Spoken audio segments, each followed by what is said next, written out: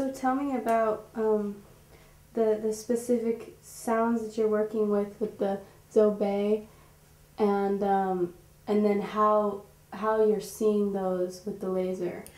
Well, after that experience that was the result of actually having worked with very intensively with the sound. I mean, we did 8 18-hour days of testing. So we did a very, very intensive sonic research is what we had done. I came back and I said, you know, looking at this data, I can see that people got more releases from certain types of music than others in what they felt or what they experienced, and that they got more with these specific tones than with others. And so I'm like, okay, what is the difference between this and other music? Well, number one, it wasn't pure even ratios. It wasn't an even tempered scale. A lot of our Western music is even tempered scale. So if A 440 on the piano here is 440, the next one down on an even tempered scale, A is 220.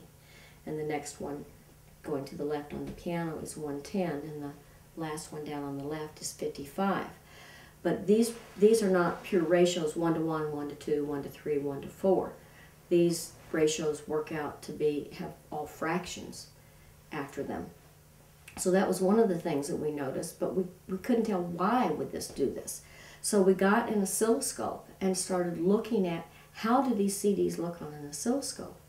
How do these look on the oscilloscope? When we started looking at an oscilloscope, we're just like, whoa, it was like we were receiving the information through our eyes as well as through our ears, and you feel sound because it's a pressure wave.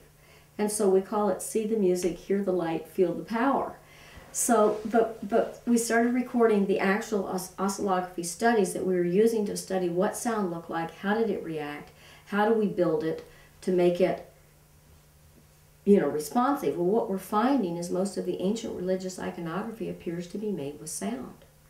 This has the potential to be a great unifier among people of diverse cultures and diverse belief systems, because universal languages are numbers, they are light, they are sound, and they're love. And water. Water is a universal language also. So we were really excited about seeing what we were looking at, but we were not really getting anything but very simple Lissajou figures. So we started, my guides actually told me to start composing differently. And so they had me work on this thing. I'm dyslexic, and they had me work on this numbers patterning, that every number was a mirror of the other numbers. So if you had 147, you had 741. Now, can you imagine a dyslexic person trying to do this, and a dyslexic person who actually has trouble doing multiple media? So I have two particular problems. It was actually a very good brain exercise for me to do. So when we started working with it that way, it took me 14 months to do this patterning. Now, I recently shared it with an audio engineer. He worked the whole thing out in 3 months, but I did 10 to 12-hour days for 14 months trying to get it to balance out. And what actually led us into how to do the patterning is there was a crop circle that went on the ground. And I had a friend, Jean, who was helping me color code this. We were trying to see what was the patterning in it. And she walked in one night. I mean, we were going to the diner, and we would sit there with colored pencils and color code the spreadsheets. That was our musical score, was a spreadsheet. And she walked in one night, and she plops this crop circle down, and she says, "That's the pattern." And I looked at it, and it's just like, it is. And so we just took it, we redid it, and that was literally the patterning.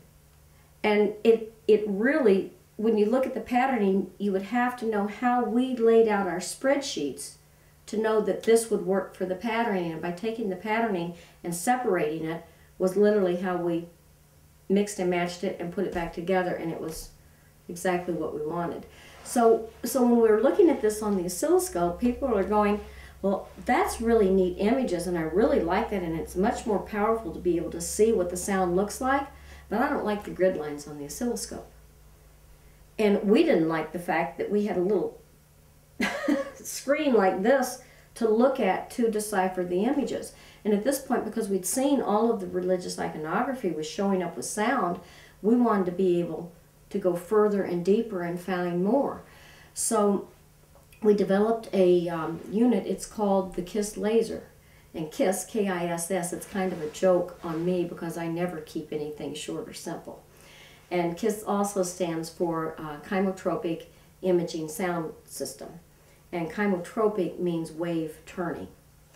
So that's where the name came from. And so what we have is we have a system that you can actually, you can either run it straight off of a DVD, or you can have a mixer where you plug in a stereo microphone.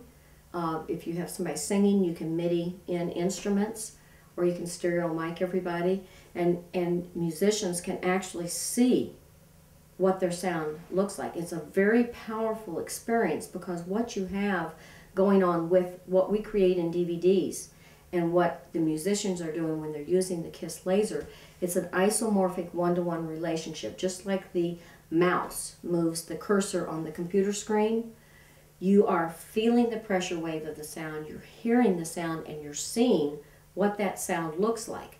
So even though the musicians, because they're using stringed instruments and they're not using sine waves and they're not usually using tuning forks, so even though those waveforms aren't as clear and concise as the ones that we create with tuning forks and with pure sine waves or square waves, or sawtooth waves, depends on which one we're using, but digitally created waveforms, or the tuning fork, which is very close to a sine wave,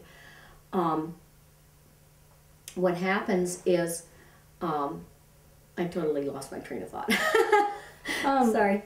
That was so good. That was so good. So wait. Let me finish that. It's what happens when you're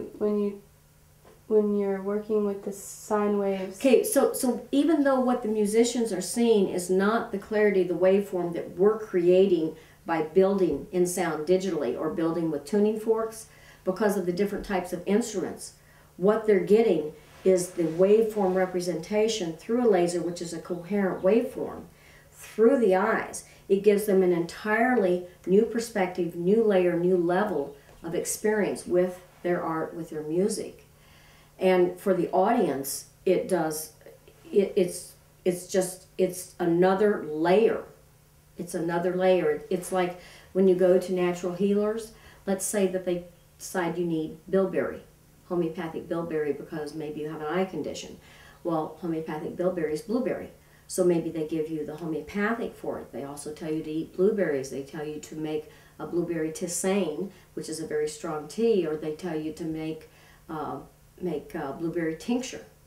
And that's where they take and they would pour alcohol and set it with the moon and shake it and strain it, and you would take drops underneath the tongue. So what they've done is they've done a layering of the specific remedy, the same plant remedy, but it's like a layering down of it. Well, that's what's happening when you are feeling the music, when you're seeing the light, and when you're hearing the music, is you're getting a layering effect.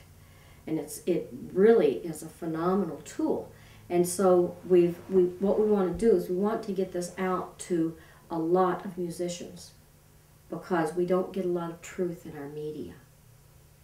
And when you see that third input to the body that is the identical information, the body goes, oh, I need to pay attention to this.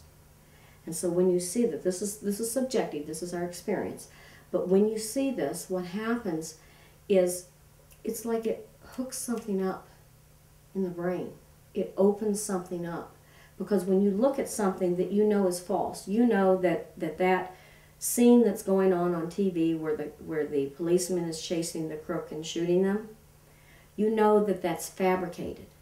And so part of your brain disconnects and says, this is false, this is not true. It just switches off.